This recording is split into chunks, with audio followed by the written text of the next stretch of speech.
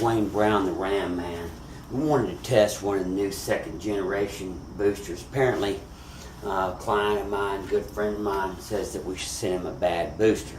So we're going to check this booster before we send it because he's in a time crunch, can't have any mess up. And I've never done this for the general public. Here we're a little stand at my house, kind of like what we have at the real booster shop. But I wanted to give folks a quick class for YouTube. What we have right here is Mopar tandem diaphragm Bendix booster. This big old booster, one of the most powerful in the world, was introduced in 1962 on the Imperial. It was used with drum brakes, maximum effort, maximum assist, and all the disc brake cars. We're going to check for can, vacuum integrity, how the mechanism works, and give folks a kind of a quick little class. All right, well, got it bolted in. Let's check this booster out. Let's pull some vacuum on it. Oh. Well, it helps if we have the hose hooked up. I was checking it. There we go. It's drawing down. Holy cow. Past 25. That's unheard of. The factory booster in the original, about 20 is considered outstanding. If we take a look at our gauges, this is really what we want to focus on. So what we've done is we pulled the vacuum down on it just like an engine would do. And we pulled it down to actually, doggone here. Well, it's about 26 inches of mercury, which is unheard of.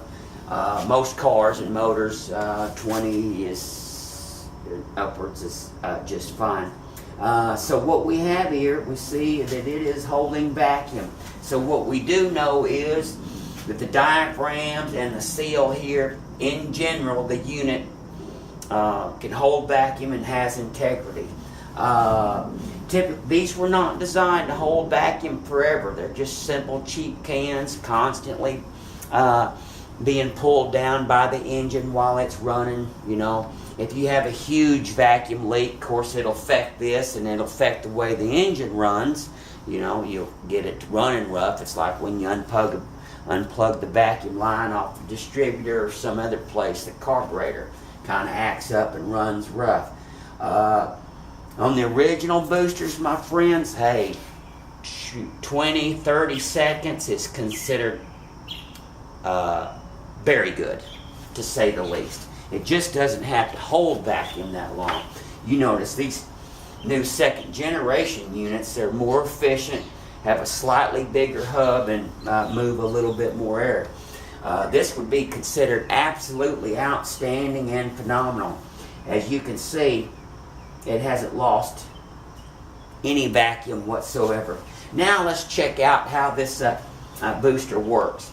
These new ones, we normally get about 3 or 4 breaks out of them. If the motor shuts off, they've got a pretty good reserve and they're very efficient.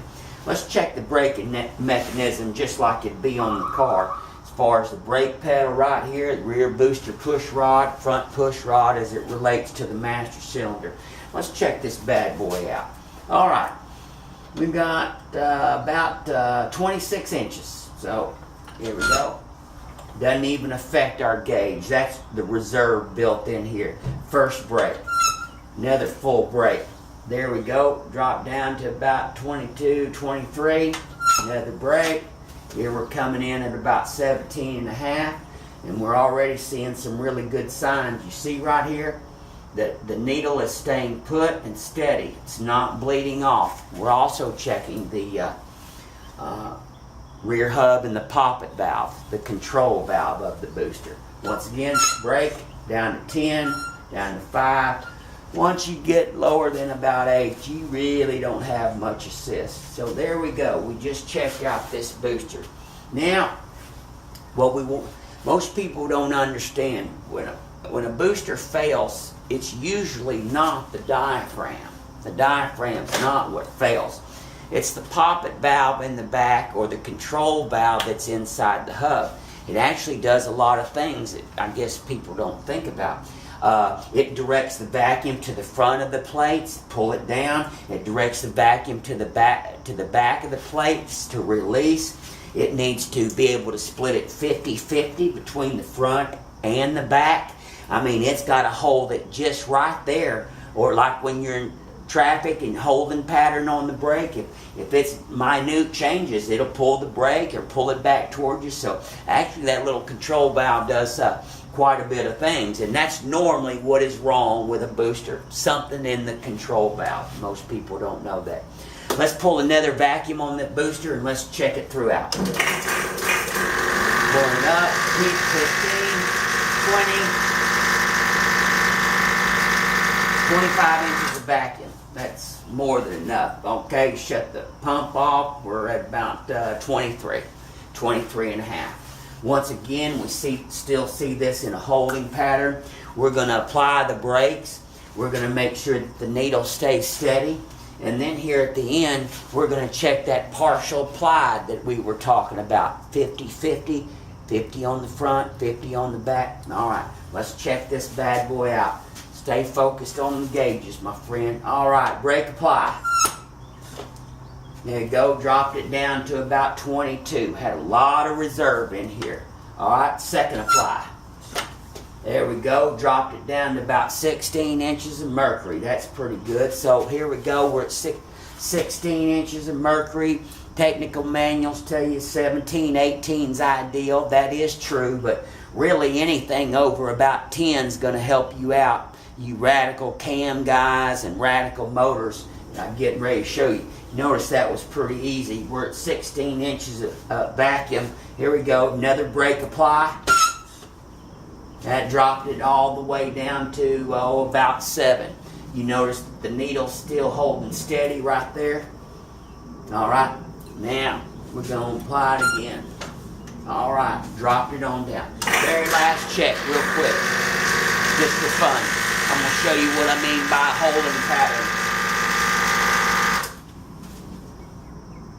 I'm going to do a partial applied down here. I'm going to push that rear rod in about halfway and watch our gauge.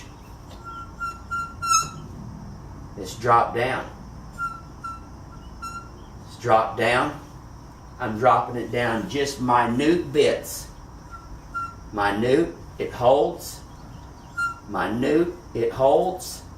I'm doing this. See, if it was bad, it would continue to bleed on down when I pressed on the brake pedal. Push down, holding halfway down. It's right there at 10 and a half, and it's in a holding.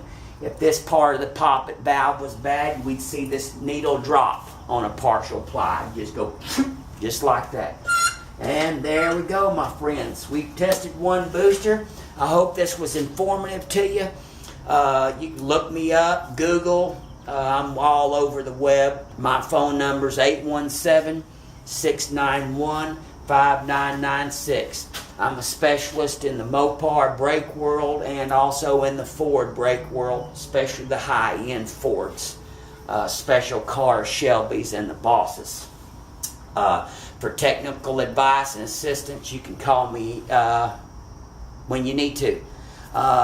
Once again, my friends, 817-691-5996.